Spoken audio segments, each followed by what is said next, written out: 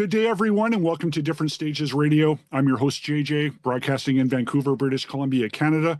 I'm very excited today to have the super talented vocalist, instrumentalist, lyricist who released her EP last March, on Season of Mist Records, Eivør FRAMAND. She is about to start a North American tour on February 2nd in Vancouver with Eivør. Please welcome my guest, Sylvaine. How are you? Hi there, Jada. Thank you so much for having me. I'm fine. Thank you very much. Can't quite believe there's only a few weeks before I'll be in Vancouver, but I'm good. And you've been here before. I did not see you last time, though. I think you had an opening slot. Is that correct? That's correct. Yes, we've played there twice before. Once with Amorphous Yes. it was in April. I'm assuming it was April or May of 2022, and then we came back again later on with Zealand back in September, October of 2022. So yeah, we've been there twice. Very And great you'll place. and you'll be playing, I think, a room you haven't played before, the Pearl, which is a very good room. I think it'll work out well for both of you and Eivør. And both of you did some shows together already this past fall. Yes. How was that? Oh, it was, for me, it was a bit of what can I say, like a leap of faith or a bit of a peculiar thing because I was going out completely on my own for the first time ever. Like I've done some solo shows and like small solo headlining tours and stuff like that, but I've never joined someone that's like there's an already existing crew and I'm all on my own. I didn't have anyone with me, so it was of course a little bit of a what can I say, a question before I started, like, how is this going to go? How is it going to be? I don't have my band family with me, so I'm probably going to feel a bit like more, on my all my lonesome. But the Eivør crew and Eivør herself and her band, they're all absolutely wonderful humans. So I couldn't have asked for a better group to try this out with because it was, of course, a bit of I was a bit anxious beforehand, just like thinking how's this going to go. But it turned out to be so great. So I'm actually legitimately very, very excited to see everyone and give them big hugs in just a few weeks. So yeah, it worked. You already know what you're getting into starting in February. Yes, There's already kind of definitely. that comfort, and it's like, okay, you can breathe easier and just feel that much more comfortable. Now, is you already said this tour, so is this going to be kind of a continuation of what you were doing in the fall as far as it just being yourself as a solo, Yes, that is correct. It's going to be. concentrating on the EP then, or some other stuff as well? It's basically, I mean, these shows are to promote the EP and they're to promote this kind of newer side of Sylvain on the live fronts. Since I started working with my booking agent Alex at Doomstar here in Europe, I told him that remember that there's two sides to this project. I can do stuff solo or like even in a duo format with one of my other guys, or we can do full band. So we can like try to push it into different spheres. So that wasn't in the beginning. We're just focused around the band stuff. But then, like a few years back, I was really starting to feel an itch to do stuff on my own, just because it's such a different beast. It's really like a very much more direct line of communication from me to the audience, and kind of what can I say, the barriers of the people on stage and off stage become way more like blurry. So it's much more direct in the sense of a very intimate setting. So I really like this. It's very scary in a way because you're completely undressed, but it's also very, very cool because I think that it really makes you connect on that human level. So, so basically, yeah, it's gonna be a continuation of what we're doing in Europe. Basically, I'm gonna be promoting the songs from the EP, but also there are several. Yes, there you go. There you go. Yeah, there you go. Said EP that you pronounced so beautifully. I tried. Um, yeah, thank you. I do appreciate it. Thank you. I have to say, it's like a weird dialect even for Norwegian. So don't worry. Like it's it's not something that's common knowledge. But I will be playing some of the regular band songs as well on this tour. But I will just have them in a different format, and I've reworked them a bit and added some bits here and there to make it work in the setting, both emotionally and just with the fact that I'm only one person doing two instruments. Exactly. So yeah. And I want people to know that perhaps are checking out this interview and hearing about you for the first time, because I still think there's some people out there that it's like you're not just somebody standing on stage at this show, like going back to this, like you're on all of this, like you play everything, you engineer this as well. Yes, I did. Yeah. Yeah, like that's incredible. Congratulations. Like that, like it's brilliant. Thank you. You should be very proud of that. Like that's the things that I want to stress to people that this is you are an artist. Oh, thank you. That's so nice. Like, I really appreciate it. I just, the reasoning behind that is not because I think I'm the world's best at any of the instruments that I do. It's just the kind of the want to try to keep the vision as personal as possible, because this project is just my audio diary. And I feel like as long as I can try to put most of the tracks into those records myself, I will, just because I feel like that's the most direct way to get the emotions that I intended for these songs to come out. So for the EP, it was an added fun bonus of like trying to record in a church that I've never done before, and like figuring out how to do it, because I've engineered some of my previous albums, again, not knowing what I was doing, but learning by going and just like kind of trusting instincts and doing a lot of research. So which has been a really, it made me grow a lot as a musician and an engineer. And now kind of going back to those first steps with my first record, where I was doing everything on my own, into this EP and then bringing it into a room that I don't like, didn't have really a lot of can I say the prior experience to how it would respond, and like, you know, recording, learning how to play a little bit and recording church organ, which is something I've never done either. So yeah, I really liked the with this EP. It was really refreshing to go back to the roots and like just try to capture making the room basically the main character of the EP, and seeing how I could make that work without having the knowledge necessarily to do it. But I'm quite happy with how it came out, and yeah, I would just keep trying to do this, have this project as a solo project for as long as I can, just because I don't know, it just feels like it's that much more personal when I'm trying to give a voice to each instrument myself. Well, that's the thing you talk about it being personal and the emotion, and that cuts through. So also at times, you know, I can listen to your music and have that sense of comfort, but there's also that sense of uncertainty, which is really, I think, kind of a neat angle that you bring. That it's there's always kind of a bit of a question, if that makes sense at all. And I think that's really cool that it's not, yeah, like there's a bit of vagueness to it, that it forces you, well, not say forces you, but you're coming up to your own conclusions. Yes, exactly. Yeah, Yeah. I was speaking to another person about that, like this weekend, I think, while I was in London, because I just got back from the airport just like now from that first trip. Yeah. Yeah, we were speaking about that, how I think is really personally very interesting when you have something that is for you a very personal story that you're trying to tell and communicate and convey to the audience.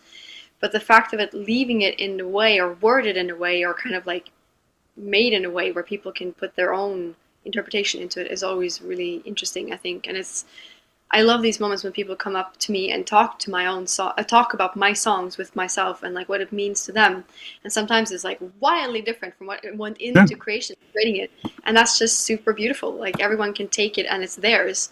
That's why I always say when I'm releasing records, like now I give you Nova. Like this album is yours now. It's no longer mine. I put my story into it. Now it's your turn to put yours into these songs, and yeah, make it a soundtrack to your experiences, your story, your life. That's awesome. So you were sort of alluding earlier here. I'm looking at the Silent Chamber Noisy Heart album, which recently celebrated its 10th anniversary, which was your debut album. Where did that time go? Special edition of the album came out this past November, featuring an acoustic version of the title track. Now, was that something that you had already kind of in the vault, that version, or was that something that was recorded specifically for that package? Well, I've been actually playing that version of Silent Chamber Noisy Heart live from time to time for quite some years, actually, and it has kind of evolved a little bit as I've gone. But I've never recorded it, and I always thought that I just love the way that the guitar works when it's acoustic, because obviously I'm trying to pick up the bass lines and the guitar lines and stuff on the guitar, while still trying to keep it simple and direct in terms of not, you know, trying to go with outside of my limits as a guitar player. So I have been playing it live, but I've never recorded it, and I always kind of wanted to record it because I think it's one of those songs that works super well with just one guitar. So this was, of course, the perfect occasion. And I actually wanted to record more tracks, but I just literally, to be very frank, ran out of time. So because my main focus became the title track, because it just seemed to make sense also because that's the record, that's the title track, and that's one of the songs is still, after 10 years, it's crazy to say that 10 years, after 10 years, it still makes me feel so much when I play it. I usually say that there's usually on each album or EP, there's like a couple of songs that just like, no matter how many times you've played it or listened to it, it always kind of gets you. And that's one of those songs for me. So I was like, it makes sense to try to bring it into a decade later and who I am now, which was very different from the person who recorded it back then. So the meaning might have changed a little bit. It's kind of like a retrospect, looking back a little bit. But in general, it just made sense to record this one for now, I think. And like you said, how it's kind of developed as well over the years too is a neat take. Yeah, I didn't even realize until I listened to the whole album. I changed the key of the song. Like that was something that just like naturally happened. Not even sure like when it happened, but along the way apparently the key changed. So yeah, I guess it just felt because I feel like the key of a song can very easily obviously color the whole overall mood and the overall emotion of it. And sometimes like you'll just not be feeling something, and then you just move it down like a step and say, oh, now it makes sense. Now it's bringing out all of those little details I wanted. And I guess somehow I must have felt that about this one, or else that wouldn't have been the thing. But it was just like really hilarious to realize it after I recorded, listening to the original band version, and then listening to the acoustic version. Like, that is not the same anymore. So, but that's kind of cool. Like the songs, that's the thing. The songs, they live and they breathe. They are also things that are developing entities. And especially when it comes into a live context, they always kind of seem to take on a whole different life than what they do on records. So yeah, they do. Well, that's why you go see an artist live, is to get a different version of the albums. You don't. Absolutely, that's right. To get that like, true live feel, yeah. Playing it the same way, or like even if you played it the same way, the way that you are, like your internal, emotional energy and like aura that day is going to color how you play the songs. So, but I always felt that it's fun to keep it a little separate, that the live sphere and the recorded sphere are not exactly the same, because if you have it to be exactly the same, then you might as well kind of just listen to the record, I suppose. So yeah, it's cool when they evolve. It's just funny, sometimes you don't even realize, and you have to listen back and you're like, oh, okay, cool. It needed to do that, I guess, I'm assuming. Accidentally. But more into recording, I was, looking back at your work with Alcest and Nej, and he's appeared on your albums. You've done some guest vocals with them. Just curious how that connection originally formed.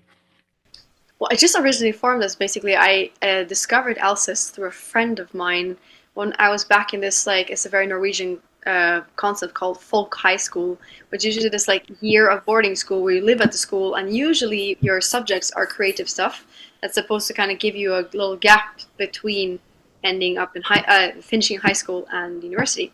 So I did that because I wanted to do research on how it would feel to be singing in a band every day, to see how my voice held up and everything like that. So I had the bassist in my band at that school introduced me to Alcest, and I believe it was the Ekellerun album, the second one.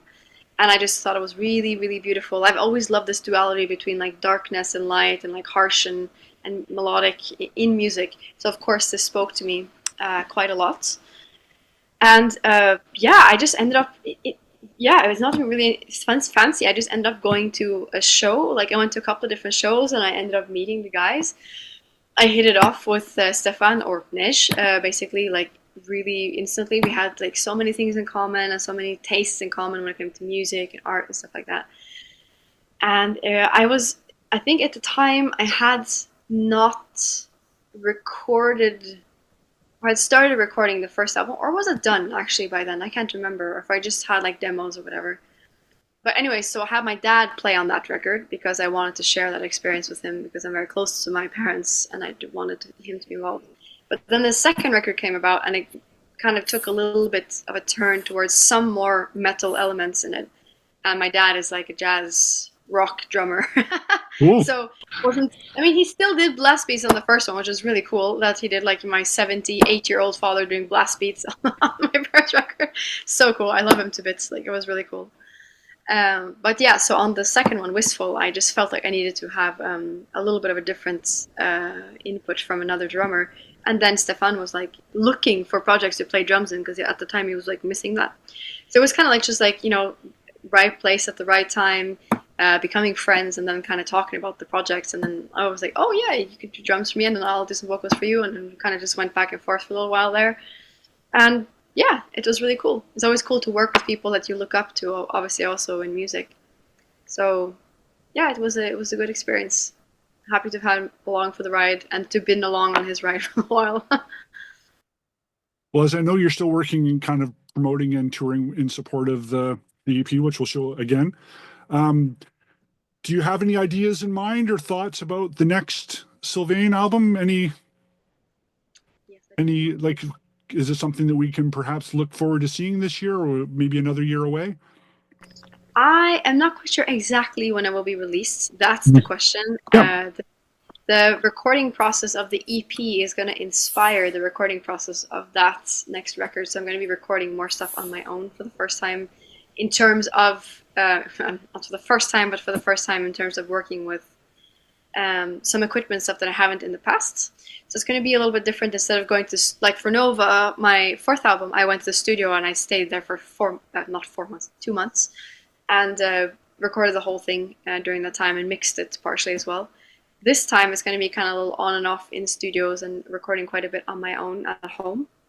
So it's going to take a little while, I'm assuming. Maybe it won't take as long as that, but there's always this kind of balance between when you go to studio, you have the kind of pressure to finish stuff. So maybe sometimes you will move a bit faster.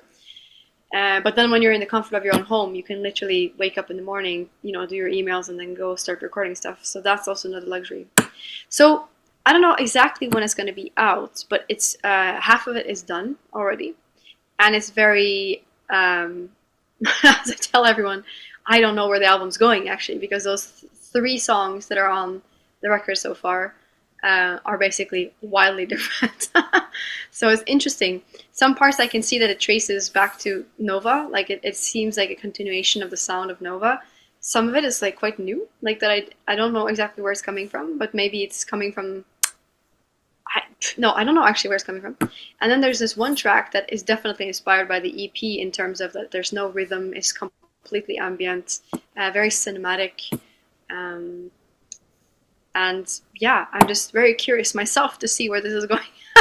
But the idea is to try to finish writing it in the next few months. Like, obviously not when I'm in February when I'm on tour, but up until like late spring or so is the idea. And then we shall see if I can actually do that or not. Because I'm not the kind of artist that will release something prematurely. I will have to be like, 100% sure that it's emotionally worthy before I want to share it with the world. So not quite sure when it's going to be, but in not that long, I think. But any chance that perhaps the person that you're supporting on tour might perhaps maybe want to make an appearance on your album, or maybe something the two you might do? Maybe. I mean, we already talked about doing something live, so that's for sure on this tour, because the European tour was a bit that we had in October last year was a little bit handicapped in the sense that so many people were sick on that tour, including myself. Out of the 4 weeks we were out, I was sick for 3 of them, I think, approximately. It only affected my voice like gravely for the first 4 shows or so it was okay. But then some people started out sick like me, and there was, I think the sound engineer was sick as well, and everyone just kind of kept falling as we went. So it wasn't like the best tour in terms of trying to get stuff together. Like we talked about the whole tour, like, yeah, we should do some featurings on stage while we're doing this tour, and then that didn't happen. But we're like, yeah, we have to do it on the North American tour, because now we know each other better, and we kind of so definitely going to happen live, I can tell you that. But it's too early days for me yet to say who else is going to be involved in this record, except for my live drummer Dorian, that definitely is going to be doing drums on this record as well. But still going to try to keep it, like the usual stuff where I'm doing most of the things myself. But of course, when you meet inspiring people like Eivør, she's not only is an amazing singer and like very talented musician, she's also an absolutely lovable, adorable, sweet human being. So that makes you want to involve people in the process. So it wouldn't be surprising if she does end up, if we end up working together for something recorded as well. So yeah, here's to hoping. Let's Maybe. hope, yeah, something to look forward to. So, other than also to look forward to, you have a show next week in Belgium, correct? It's not next week, but it's the week after, so it's very Okay, close. Yes, very close. almost. Well, the 25th, so sort of next week, I Oh guess. no, wait. I'm sorry. It is next week. I just see. This is just Well, me I always. know, I know, I know. We're only on Monday, but it's more the end of next week, so it's more than a week away. It's the Yeah, 25th, but but you're right. Though it yeah, is next. My yeah. goodness. Sorry, This is did I stress you out? no, no. Good, good, good. I'm just like, well, kind of. I guess because it's like that show happens, and I come home for like 2 days, and then I go off for the tour with. I have a. It's just like time escapes me, and it just like worries me when it's already starting in January. But it's gonna be fine. It's gonna be fine. So, but yeah, But that's right. Exactly. so tell us about the show though, because maybe we can get some people excited that aren't already going. Yeah, so that show is going to be a real special one. So it's basically it's a very long time beautiful human and companion in music that's putting on this show, and he has like a knack for doing special events like that where it's not kind of like just your run of the mill show. Not saying that there's anything wrong with that, but just like he likes to kind of do it up big. He likes to make a big thing out of it, and this time he's starting like a new concept, and he's hired in a whole bunch of amazing artists for this, and I've been lucky enough to be included in this lineup. So it's going to be the singer of Amen Ra, like he has a solo project, basically where he plays hurdy-gurdy and sings, which is going to be great. It's going to be an artist called Darker, which is going to kind of dark folky stuff, which is really cool as well. And there's going to be Erin from My Dying Bride is going to be there as well, doing some poetry reading, I believe. And then, of course, I have my lovely companion for the evening, which is going to be Joe Quail, which is a cellist from the UK. And we've been commissioned for this specific event to write music together, which is really, really cool because she's a friend, and like we met just a few years ago when she was touring with Emma Ruth Rundle, and I went to see them because Emma is a good friend of mine. I played with her as well, and she invited me to come. And then I met Joe, and we just hit it off. And I was talking about starting working with loops, and that's her whole thing. So she was like, "Oh, if you ever need any help, like hit me up." And we just kind of kept in touch after that. So it wasn't something that was completely unthinkable that we would do some kind of collaboration to begin with. But then we had this like actual like the promoter was like, "I want you guys to make a piece, and like commission it from you." So that show is going to be a bit special in the sense that it's in a cathedral. So I played in this specific cathedral in Antwerp in Belgium a couple times before, and it is absolutely gorgeous. Obviously, massive natural reverb. It's a stone cathedral, so it definitely has a lot of character, a lot of reflection. I have a memory of like the first time I played there was with my full band, and the drums were hilarious for the show. You would do like one snare, and it was like classic pervert. So it's cool, but also a little complicated to deal with. Yeah, because they're even miking anything at that point, or just using the natural reverb of the room. Yeah, that's it. You're like, should we mic anything? Should we not? So this show is going to be different. Obviously, I'm going to be on my own. Actually, one of the first solo shows I did with Sylvaine was in this church under the same promoter. The same weekend that I played with Emma Ruth Rundle in Paris, like doing support for her. So it's going to be cool to be back again and with like new music played, and basically doing this special piece with Joe. And that's why I was in London now, and I just got back from the airport, was to go rehearse with Joe. And we're super excited. We have like some other people involved as well. So it's going to be, I think it's going to be a quite intense and emotionally intense and special evening. Very excited. Well, I heard Joe on the news like the Harry Carey for the Sky single, or no, sir, I think that's what it was. Yeah, and it's like, whoa, crazy. Yeah, she is absolutely wonderful. Like I kind of having like pinch me moments. It's like, oh my god, like this incredibly talented musician, and she's so enthusiastic about stuff too. Like we would bounce ideas off each other and do stuff, and she would always be so enthusiastic about everything. I'm just like, that's when you get this kind of imposter syndrome. You're like, should I be allowed to work with someone at this level? I don't know. But it's been very cool, and she's a lovely human as well, like the best human. So I really feel happy that happened because of this show, and I can't wait to perform this piece for the first time next week. might this get filmed then? Because it seems like it's such a special one-off. Is it going to be filmed as well? I think there were talks about something along those lines, I think. Oh, So, and I know that we're going to record this as well, and it's going to be released as well, just because of various things. Like Joe had some health issues, poor thing, last year, hmm. and just some, life getting in the way. Basically, we weren't able to release this track at the same time that we're going to be performing it, but it shall be recorded later on because we would like to, to eternalize it as well. Awesome. So we can't forget, once again, here's the EP. This is what yours truly on the screen there is supporting. Yes. Will you have physical product at the show? Can we load up on your back catalog? Absolutely, that is the plan. Like on the previous tours, I know there were, especially for the LPs, like a LP like Nova sold out so many times worldwide, but which I'm always just like, what? That's crazy. That's so lovely. But they have all been repressed multiple times, so there will be the back catalog will be available as well. So it's something for everyone there, ranging from that Norwegian folk music EP to the more heavier things like Adam's Line Coming Done or Nova. Well, I want to tell everybody to make sure they don't miss Sylvaine as the opening slot of this tour starting in February 2nd in Vancouver.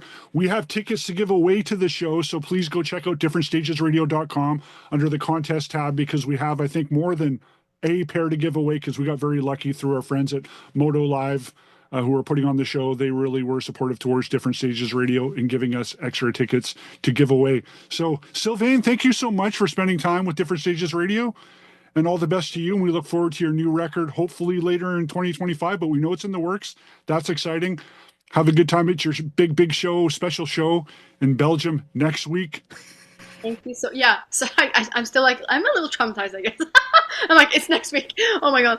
Well, yes. Thank you so much. It's been an absolute pleasure. Thank you so much for having me. And I just can't wait to be back in Vancouver with you guys.